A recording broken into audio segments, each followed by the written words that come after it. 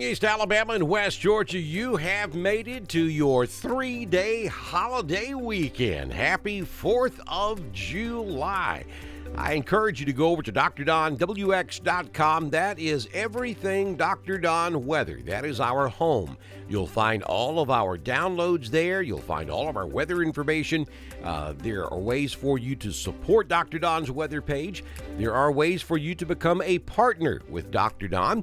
All you have to do is go to DrDonWX.com. That's DrDonWX.com. And check out our website. While you're there, don't forget to download Dr. Don's brand new weather app so you can remain weather aware. Let's take a look at your Storm Convection Center, your Storm Prediction Center, convective outlook for your Friday as we kick off your 4th of July weekend. Scattered showers and thunderstorms today. I don't think we're looking at anything severe today, though a few storms could be strong. So respect those things when you see them coming up out there in the distance. On Saturday, the cold front's going to sink on down to our south, pushing the rain chances down there along the Gulf Coast regions of Mississippi, Alabama, and Florida. We should dry out nicely across East Alabama and West Georgia on Saturday. We'll stay that way on Sunday and Monday. Our next chance of rain won't come until we get out there to Tuesday. Now, here's something we're going to have to pay attention to. This is not going to be an issue over the 4th of July holiday weekend, but by the time we get to the latter part or the end of next week, we may have to deal with Elza. Elza is a tropical storm, still several hundred miles to the southeast of the Windward Islands this morning, but Elza's moving off to the west-northwest and could potentially become an issue for the southeastern United States. There Elza is on your GFS model this morning. This is looking at Sunday, July the 4th. And we're going to move this thing forward in time. And as we get out there on Monday, we're still to the south of Cuba. And then on Tuesday, we start to see the storm interacting with the mountainous regions of Cuba. But I got to tell you, if this particular model pans out, it may go across the narrowest area of Cuba, which wouldn't necessarily disrupt the storm all that much. That's just one possibility. It could end up going a little further east and go right over the worst part of Cuba, terrain-wise, which could rip it apart. So we just don't know yet. It's still too far out. But we'll move this thing forward, and by the time we get out there on Wednesday the 7th, we're pretty much just west of Tampa, Florida, out there in the Gulf of Mexico at a 975 millibar storm. That would put it in category status. Though the National Hurricane Center is holding off on forecasting this to become a hurricane at this point, if this particular model is correct, we could have a Category 1 or even potentially a Category 2 hurricane at landfall somewhere in the Big Bend region of the Gulf of Mexico. Again, you see landfall there just north of Tampa, and then the storm would end up there in extreme southern Georgia by Thursday, and then just south of Augusta, Georgia, late in the day on Thursday, and then up there across South Carolina early on Friday, and then on up into North Carolina there on Thursday or into Friday morning as well. So this, you'll notice if you've been following this the last couple of days, our track has shifted just slightly to the west. And I told you that's typically what happens. We started out a couple of days ago, we were probably about 50 miles further east. Now we're out there a little bit further out in the Gulf of Mexico, which gives the storm a little more time to get organized before landfall. All depends on what happens down here in Cuba. How much disruption does the land mass over Cuba cause this storm before it gets up into the Gulf of Mexico? If the storm were to track about 100 miles further west, that would be a bad scenario for the southeastern United States, because then that would put it up closer to Panama City or maybe even Mobile. So we're going to have to watch this as we move forward. Still a lot of possibilities on the table.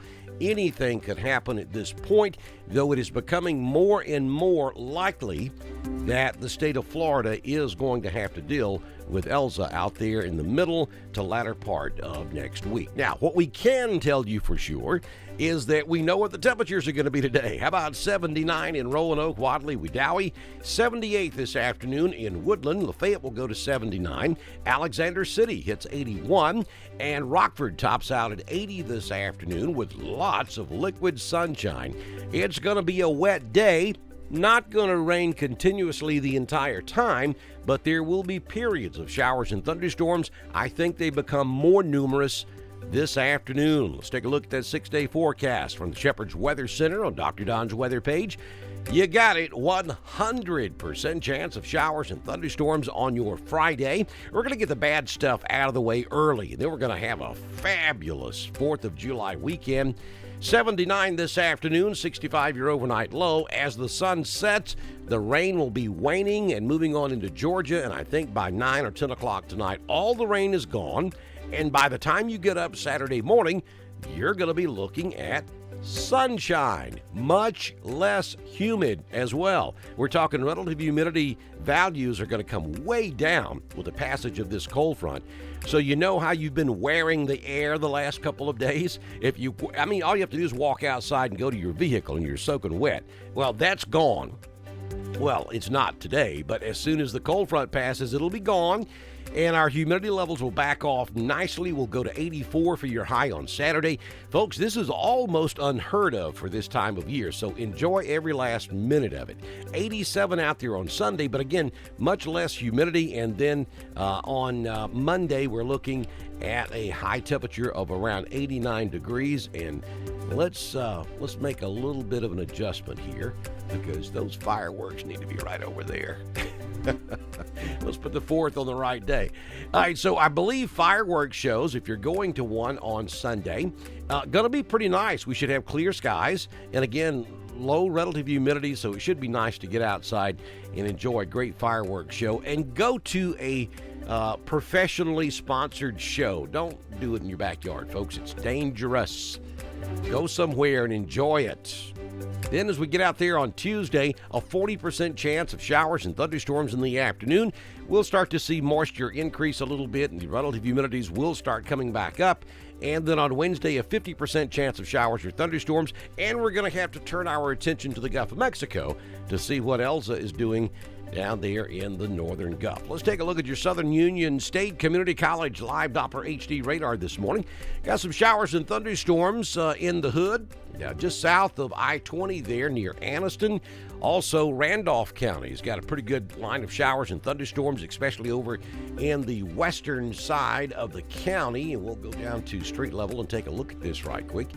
Nothing severe by no means, but you see that we do have some pretty heavy rainfall now from Woodland back down to Wedowee, back over to Lake Wedowee near R.L. Harris Dam. Also raining heavily down there at Almond, Malone, down to Corinth and Wadley. Though things are improving down there at Southern Union, all this stuff is moving very slowly off to the east this morning. And we will be able to put that in motion for you and show you what I'm talking about. So you'll clear up over there on the western half of Randolph County in the next 30 minutes. But you folks in Roanoke, up there with Wedowee, Roxton, yeah, you got rain probably for the next hour or so. And then you'll see a break in the action back to the west. So that's what I'm talking about. These are going to be scattered showers and thunderstorms throughout this morning. I do believe they become more numerous this afternoon. And then we have some heavy stuff down there in Chilton County. Just some light rain over Troup and Heard County this morning. But folks, if you're thinking about traveling to Atlanta, and just pack your lunch because it's going to be a mess. Number one, it's a holiday travel day. Number two, it's raining in Atlanta, and it's just going to be a traffic mess. So, yeah, if you don't have to come up to the big city, I suggest you probably don't. All right, so now I want to remind you, I'll tell you one thing. I'm going to take a few days off for the 4th of July. Got some family coming in, so I will not be here with a primetime forecast tomorrow, Sunday, or Monday. However, if things were to drastically change with Elsa, I will come back and do an update for you. But in the meanwhile, I will be posting.